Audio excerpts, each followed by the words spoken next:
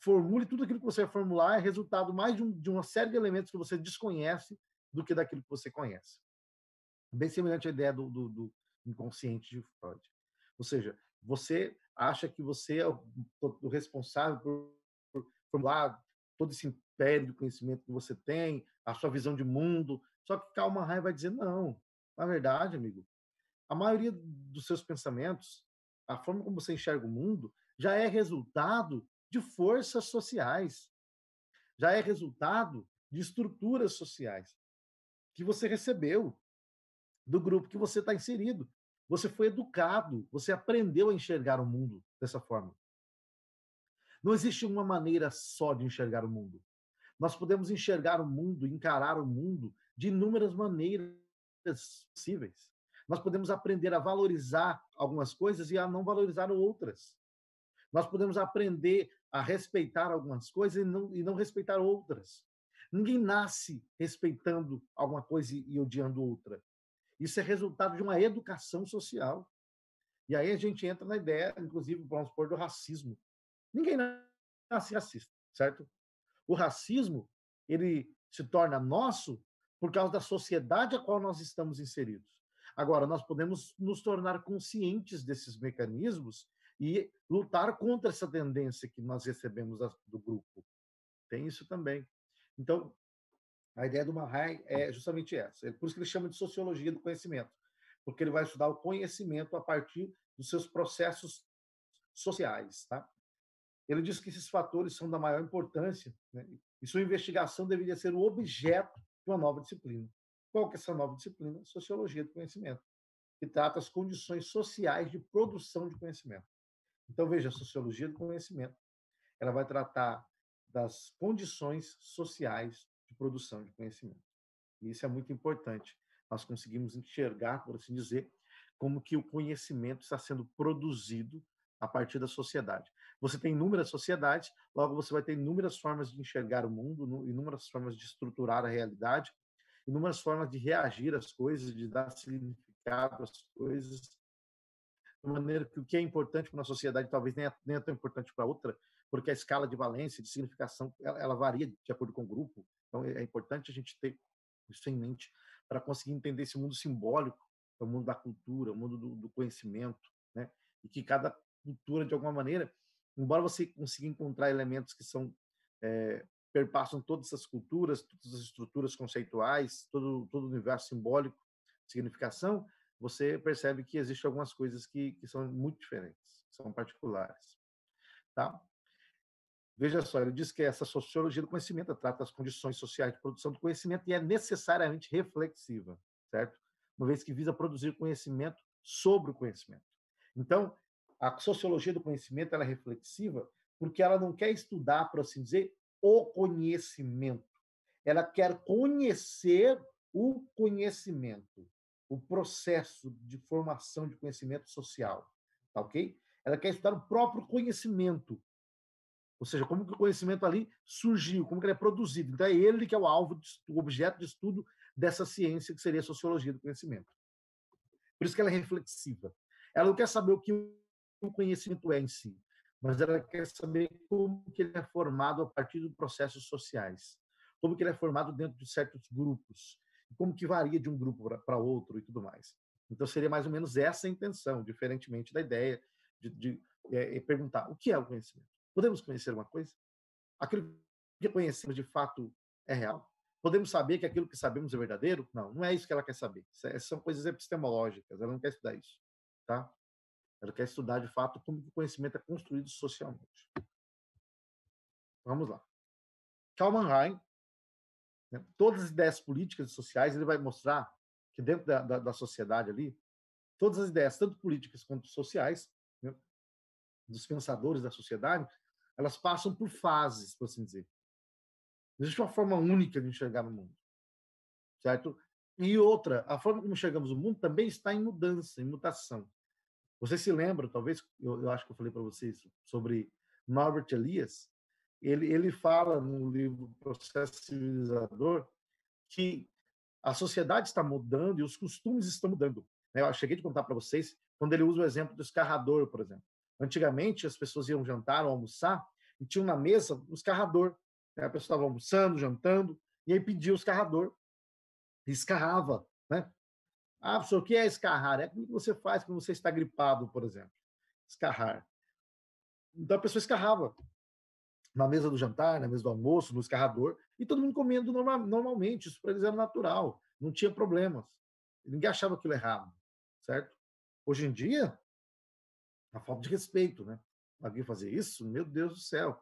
Por quê? Porque o costume muda, a sociedade muda, então a forma de estruturar a realidade muda também. Então, o que era natural e comum para uma época já não é tão natural e comum hoje mais. Aquilo que para alguma sociedade era algo natural, hoje já não é mais. Então, ou seja, e o que é natural para nós hoje já não vai ser para uma outra geração futura. Kalman vai mostrar que a humanidade é dominada por fases, sendo que cada fase tem um estilo de pensamento, ok? Cada fase tem um estilo de pensamento. Então, conforme a sociedade está mudando, também a forma de enxergar o mundo e estruturar a realidade, socialmente falando, também está mudando. Ok? Então, cada fase da humanidade é dominada por um estilo de pensamento. Essa é a primeira grande questão que o Kalman vai estabelecer. Segundo, em cada fase, certo? Surgem tendências para a conservação ou para a mudança. Olha que interessante. Se cada fase da humanidade é dominada por uma forma de pensamento, porque a humanidade está mudando, está evoluindo, está sempre passando por mutações, só que existe algo que sempre é permanente. Em todas essas fases. O quê? Sempre vão existir tendências, dois tipos de tendências. Uma primeira tendência que deseja conservar as coisas, e uma segunda tendência que deseja mudar as coisas. Então, existem dois tipos de forças que sempre serão atuantes aí, independentemente da fase, que é uma força que deseja conservar, uma força conservadora, e uma força mais transformadora, por assim dizer, algo que deseja mais mudar a sociedade, ok?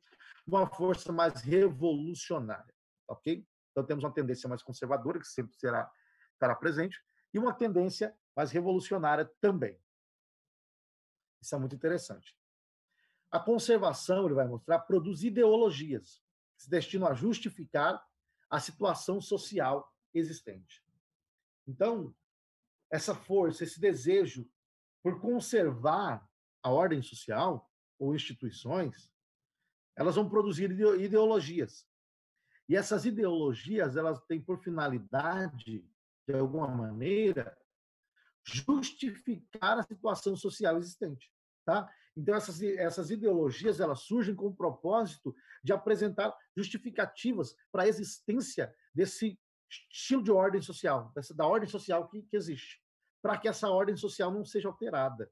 Então, a ideologia produzida pelo pensamento conservador nessa perspectiva, ela tem como finalidade justificar a ordem social existente com o intuito de que essa ordem continue valendo e existindo, porque ela, de fato, tem razão para ser, para existir. Seria essa a ideia deles, né? Tá? Enquanto que a força já revolucionária, que preza pela mudança, tá? Já leva-se a criar utopias. O que seria uma utopia? A palavra topos, do grego, é lugar. U significa não ou nenhum. Então, utopia significa lugar nenhum. Sabe aqueles paraíso, né? Que você idealizado, aquela coisa que você sonha, mas que não existe, ok? É uma utopia, um lugar nenhum. É uma idealização, tá? Por assim dizer, usando uma palavra também esquisita, né? Então, a mudança leva a criar utopias, certo? E essas utopias, elas pretendem, ao contrário, justificar uma desejada modificação da estrutura social. A utopia, ela diz o seguinte: olha, vamos mudar a sociedade em nome de uma outra sociedade idealizada, melhor, tendo em vista isso aqui. Então, enquanto o pensamento, a tendência conservadora, ela produz ideologias porque ela quer justificar, certo? A ordem social existente e as instituições da forma como existe, porque o pensamento conservador parte da realidade que existe, ele quer conservar aquilo que existe, por isso ele cria ideologias para justificar a ordem social. A utopia não. A utopia ela quer mudar a ordem social, ela quer mudar a situação social existente em nome de uma estrutura idealizada, de uma estrutura ideal, de uma estrutura que eles desejam, certo? Tá? Então, você tem duas forças operantes aí, que, apesar de todas as fases, sempre estarão atuando, que é o desejo pela conservação e o desejo pela mudança. Tá? Inclusive, essas duas tendências, elas foram carro-chefe da Revolução Francesa, de 1789.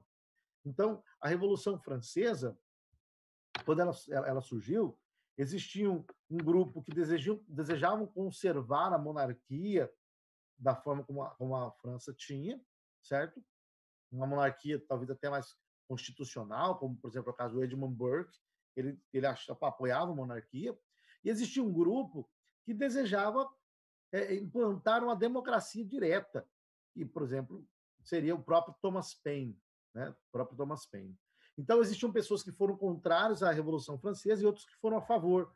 Os que foram a favor da Revolução, em nome de uma democracia direta, foram os que ficaram à esquerda do parlamento, do Congresso, a Câmara dos Comuns. Os que ficaram contra a Revolução daquela forma, porque achavam que deveríamos conservar uma espécie de ordem social, ficaram à direita. Então, à direita, surgiu aí essa polarização esquerda-direita, né? Sendo que a direita, nessa perspectiva, seria aquele grupo de pensadores que tem uma certa desconfiança com as mudanças drásticas. A direita, então, surgiria como se no grupo de pessoas que já surge com uma certa desconfiança quanto às transformações sociais abruptas. Eles preferem algo mais lento, gradual, respeitando as tradições, respeitando as instituições, certo? Eles são céticos quanto à capacidade humana de perfeição, né? Quanto a essa ideologia humana de criar a perfeição e coisas do tipo, né? Então, você percebe que já os de esquerda eram aqueles que estavam querendo, de fato, revolucionar mesmo, né? Derrubar as estruturas sociais e colocar outra estrutura, pronto, acabou. Eles queriam mudar mesmo de forma abrupta a coisa, porque eles não queriam conservar nada. Então, são duas tendências. O Kalman Reich chama isso de ideologia e utopia. Tá? Ideologia, utopia. Crava aí.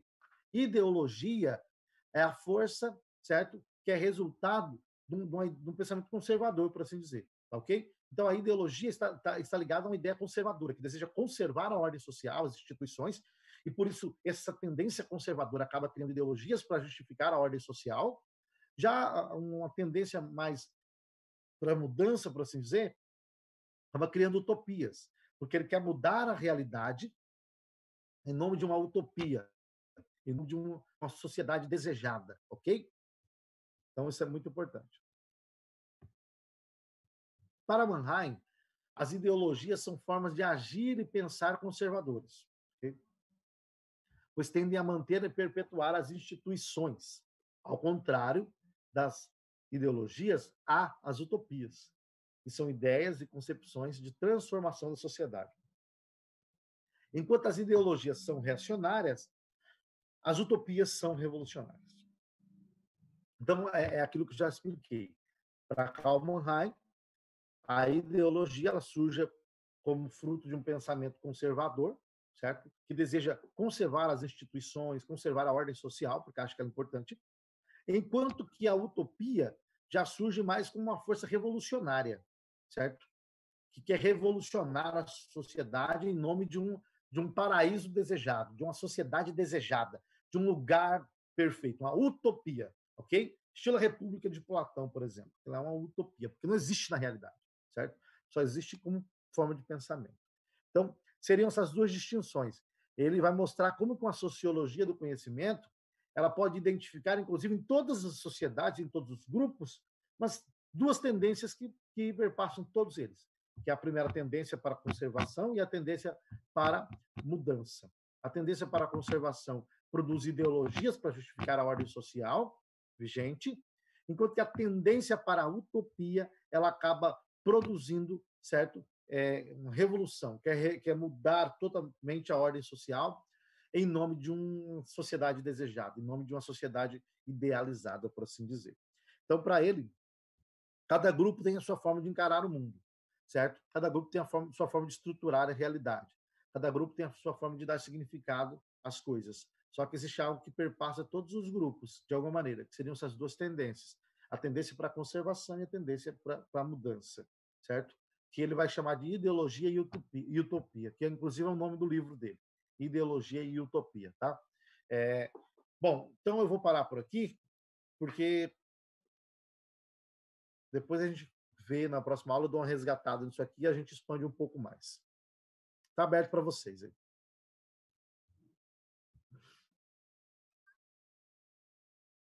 Isso. É algo bem diferente, né?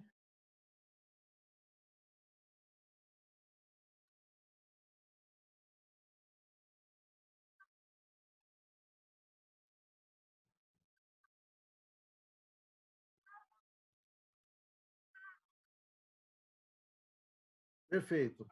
Podemos definir utopia assim também, certo? É, a utopia, ela pode ter tanto um aspecto negativo quanto um aspecto positivo, certo? Por quê? A utopia, ela pode ser, por exemplo, ela pode ser tanto algo, um ideal, né? Que talvez nunca vamos conseguir atingir, mas que é bom ter para a gente não perder um padrão de vista, né? Então é bom ter. Só que, por exemplo, quando propõe a República, no final da República, Platão diz assim: olha, eu sei que isso aqui é irrealizável, ele diz. Ele fala tudo aquilo que falou sobre a República, ele diz, mas isso é irrealizável, isso nunca vai se realizar. Só que quando o Platão foi para Sicília, ele tentou implantar uma república lá. Por quê? Porque a república que ele desenvolveu era mais uma ideologia como um ideal a ser atingido, que de alguma maneira iria orientar ele a transformar a realidade em nome dessa utopia, certo? Então ela pode ter um aspecto positivo, mas também pode ter um aspecto negativo, porque em nome da utopia você pode negar a própria realidade e querer desconstruir tudo.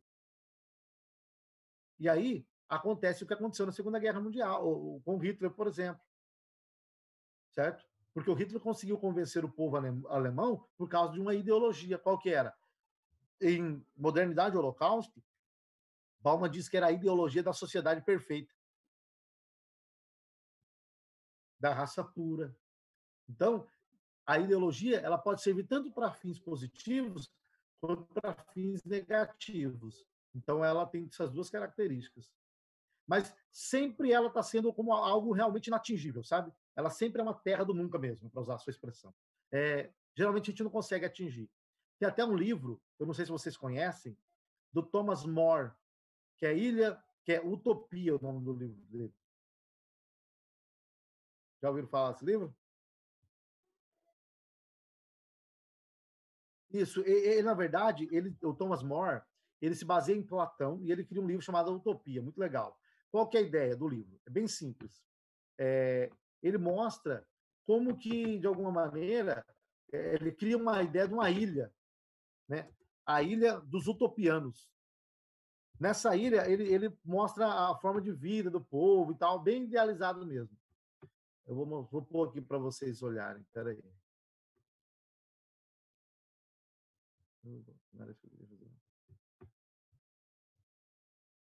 Aqui, ó. Deixa eu colocar aqui.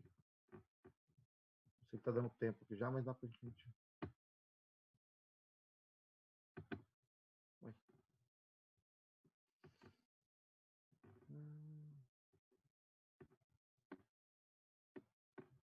Ah, vocês estão vendo aí? A Utopia? Estão vendo, né? Ótimo, beleza. Esse é o livro dele. Ele fala de uma ilha que é chamada Ilha dos Utopianos. Lá não tem propriedade privada, tudo é comum a todos. Ele mostra como que seria essa ilha perfeita. O ouro para eles não tem valor nenhum, é brinquedo de criança, porque não tem significado. Eles vivem tão bem que não precisam disso, sabe? É algo bem legal. A Ilha dos Utopianos. Depois dá uma pesquisada aí. Thomas More, muito legal o livro dele. É um livro nem é tão grosso. Mas é isso aí, então, gente. Alguma questão a mais?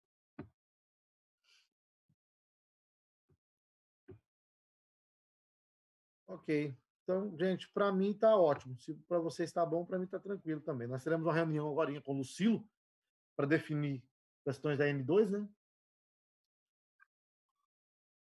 Esperam, né? E aí vamos ver o que acontece, né? Isso Ô, aí, gente, professor.